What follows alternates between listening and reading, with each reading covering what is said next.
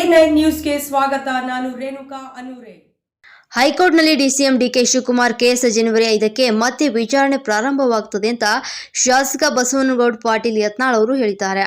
ವಿಜಯಪುರ ನಗರದಲ್ಲಿ ಮಾಧ್ಯಮದ ಎದುರು ಮಾತನಾಡಿದ ಅವರು, ನ್ಯಾಯಕ್ಕೆ ಜಯ ಸಿಕ್ಕೇ ಸಿಗ್ತದೆ. ಭ್ರಷ್ಟಾಚಾರದ ವಿರುದ್ಧ ನಾವಿದ್ದೇವೆ. ನಾಳೆ ಕೊಲೆ ಆರೋಪಿಯನ್ನ ಸರ್ಕಾರ ವಾಪಸ್ ತೆಗೆದುಕೊಳ್ತೀನಿ ಅಂದ್ರೆ ಅರಾಜಕತೆ ಉಂಟಾಗ್ತದೆ. ಹೈಕೋರ್ಟ್ನಲ್ಲಿ ನಮ್ಮ ವಕೀಲರು ವಾದ ಮಂಡನೆ ಮಾಡಿದ್ದಾರೆ. ಸರ್ಕಾರದ ಪರವಾಗಿ ಅವರ ವಕೀಲರು ವಾದ ಮಂಡನೆ ಮಾಡ್ತಾರೆ ಅಂತ ಹೇಳಿದರು. ಮಾಡಿದ್ರು.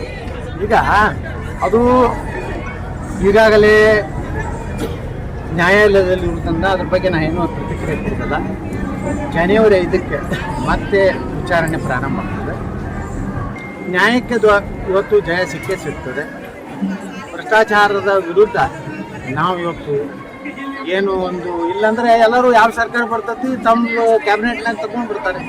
ನಾಳೆ ಕೊಲೆ ಆರೋಪಿ ಇದ್ದವನು ಅವರು ಸರ್ಕಾರನೇ ತಗೋತೀನಿ ವಾಪಸ್ ತಗೋತೀನಿ ಕೇಸ್ ಅಂದರೆ ಮತ್ತು ಅರಾಜಕತೆ ಆಗ್ತದೆ.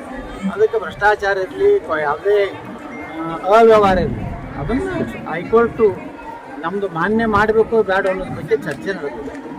ನಿನ್ನೆ ನಮ್ಮ ವಕೀಲರು ನಮ್ಮ ವಾದವನ್ನು ಮಂಡನೆ ಮಾಡಿದ್ದಾರೆ. ಮುಂದೆ ಸರ್ಕಾರದ ಪರವಾಗಿ ಅವರು 5ನೇ ತಾರೀಕಿಗೆ ಮಾಡ್ತಾರೆ. ನ್ಯಾಯಾಲಯ ಏನು ಸಕಾರಾತ್ಮಕವಾಗಿ ನ್ಯಾಯಯುತವಾಗಿ ತೀರ್ಪು ಕೊಡ್ತದೆ.